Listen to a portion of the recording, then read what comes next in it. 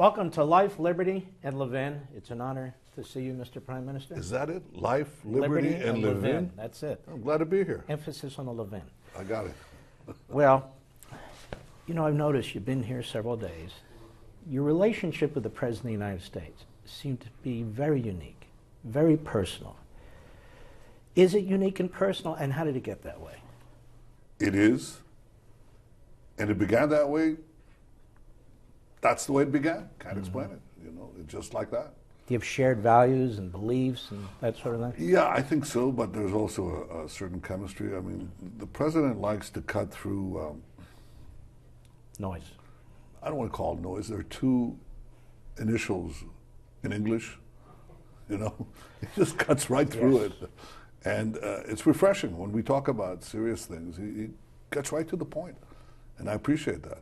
I also remember him when I was an ambassador of Israel to the United Nations, and he was a very prominent businessman in New York, and we occasionally sort of bumped in the same circles, but we met years later, and it's been a direct and very positive relationship from the get-go. As a matter of fact, when you served at the embassy here, you spent a little chunk of your life in America. In fact, you and I went to the same high school, not together, but the same high school, Cheltenham, outside of Philadelphia. Yep. Tell the American people about, you know, your life in America. When did it start, and where did it go? Well, I came here for the first time, I think, when I was 8 years old, for about a year. I didn't know a word of English. My father came here to edit he was a great professor, a great historian, but the way he made his living was that he edited encyclopedias. So they wanted him to edit a great Jewish encyclopedia, which he did for a year.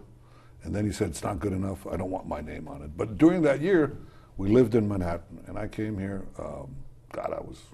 didn't know a word of English. It was bizarre and difficult for me. There was a girl they put next to me, her name was Judy. And I remember Judy because she taught me English. She took out a book, it was a book of pictures. They had a dog, his name was Spot. See Spot run. Run, Spot, run. And Judy, believe it or not, and my dear mother, they're the ones who taught me English. So that was my first year, 8 to 9. Then I came back here from the age of 13 till the end of high school in Cheltenham, actually.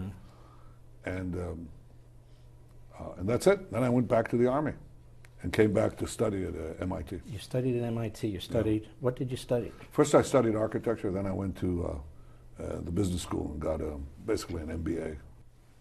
And you took a job in America for a period of time? Yeah, I went to work for about a year at the Boston Consulting Group.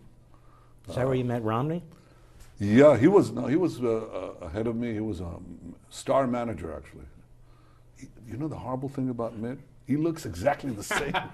He hasn't changed. His hair hasn't moved. Nothing has moved. Right. He looked the same, and it was a very good place where, to be honest, I mean, I thought that year that I spent there, in the presence of the founder of the Boston Consulting Group, who was a real genius. He was a very eccentric genius. His name was Bruce Henderson. And I remember that I came in on the first day, never been to a business thing. I was, I spent 5 years in the Army. I was an officer, I was a soldier and a commander in a special forces unit. Went to MIT, finished my undergraduate, finished my graduate studies, get into this consulting firm, and the first day, Bruce Henderson, this very imposing figure, must have been in his early 70s, a Virginian. He tells me, come inside, shut the door, sit down. And he says, you're not going to be here very long because you'll go back to your country. So study everything you can here because one day it will help the state of Israel. And I thought, this guy is bonkers. What is he talking about? I'm 27 years old, and he tells me to pick up what I can because it'll help the state of Israel. He was absolutely right, because I learned something about how economies grow. They grow with the firms. The firms make the economy. You have to make it profitable for the firms to grow the economy. Now, what do we mean by firms? Companies, Companies. entrepreneurs, business people. That's what makes the economy grow. The guys who produce the added value are the private sectors. The guys who consume most of that is the public sector. In order to have the things that the public sector needs, like an air force or roads or things like that, or other things, okay?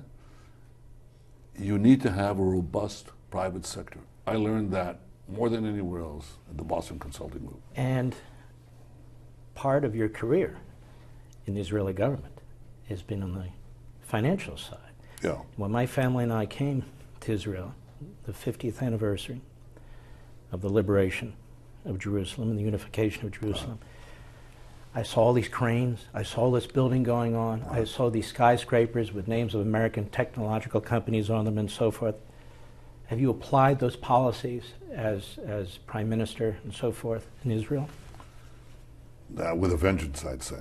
I mean, I'm a great believer in free markets, and one of my missions, my two missions, was to free up the Israeli market, the Israeli economy, so that it becomes a free market economy, to unleash the genius that is embedded in our people. The sparks fly out the minute you open up the marketplace. You allow enterprise, innovation, risk to fail or succeed. And I had to do a lot of reforms. I did that as Prime Minister, and then subsequently as Finance Minister, and then subsequently as Prime Minister again and again and again. We're still doing it. So the Israeli economy has been growing under these reforms consistently at about between 4 to 5% a year. And the GDP per capita will probably catch up with Japan in a couple of years, Israel. That's a big deal. That's a big deal. And but particularly in technology, there seems to be a huge growth in Israel. The amount of technology that is developed in your country, and yet it's a tiny little country, and you sell it to, you work with countries, massive countries like India and so forth. That's obviously part of your plan, right? It's very much my plan. It says, first of all, technology by itself doesn't do anything.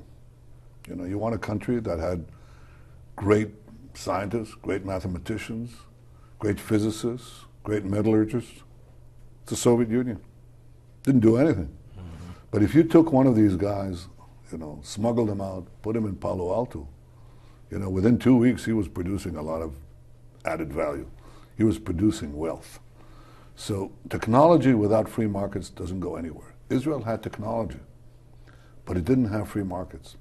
It had technology because the military, especially military intelligence, produced a lot of capabilities. But unless you open it up so people could start their businesses, these incredibly gifted young men and women who come out of the army or the Mossad, they want to start their startups. Well, they can't. If you have to pay 70% tax, it's not going to go anywhere. They're going to go elsewhere.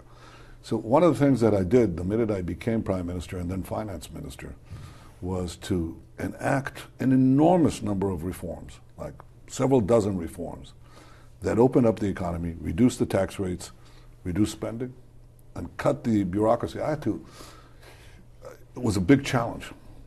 How do you explain this to the people of Israel, So it took about 2 weeks to format an economic plan, and then I had to explain it to the public, and I said this.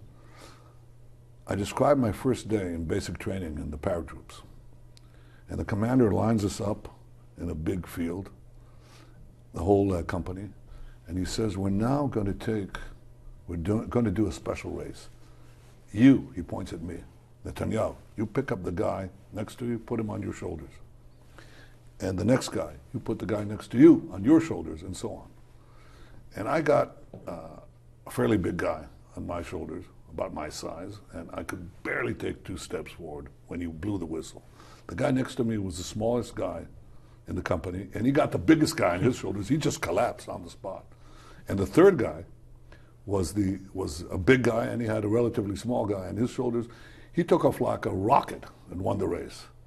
And I said, in the international world, all national economies are pairs of a public sector sitting on the shoulders of a private sector.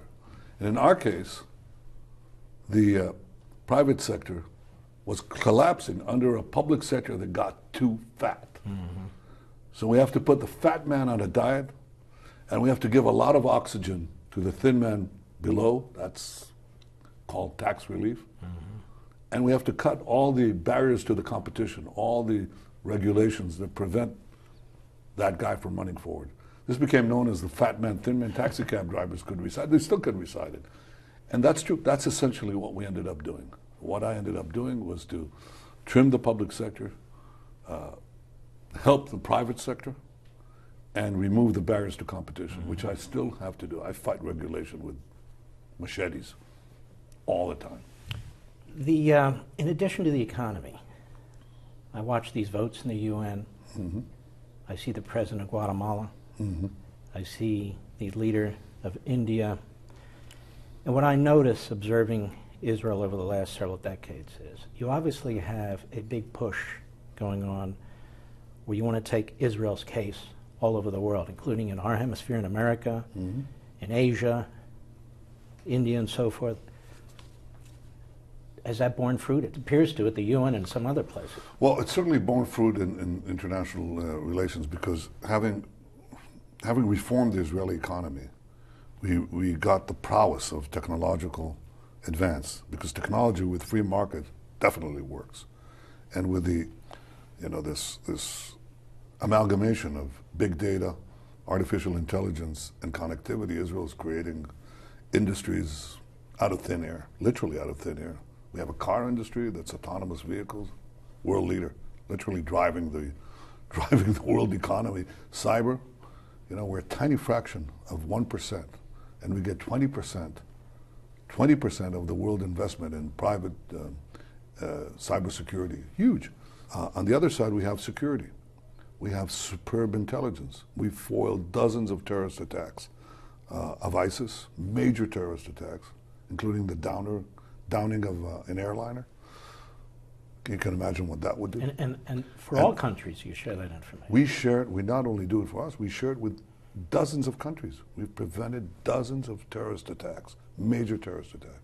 So when you take the security interests and intelligence that countries have to protect themselves against terrorism, and that's pretty much all countries, and you take the needs for technological innovation that is driving the world right now. Both of them are present in Israel, and so everybody wants them. And that gives me the third thing, which is this massive flourishing of Israel's diplomatic relations with just about every country in the world. Not all. We're not big on North Korea, not too big on Iran, but just about everyone else. And so this is the triangle. It's economic power, security power, gives you diplomatic power. That will take a few years to translate itself into the votes of this archaic body called the General Assembly of the United Nations, or some of the other bodies. It'll take a while until they get the news. But it's happening all over the world. So Israel has never been stronger militarily, economically, diplomatically, and it's a very deliberate policy. And actually it begins with economics. Just a reminder, don't forget to watch us every weeknight on Levin TV. Go to crtv.com or call 844-LEVIN-TV.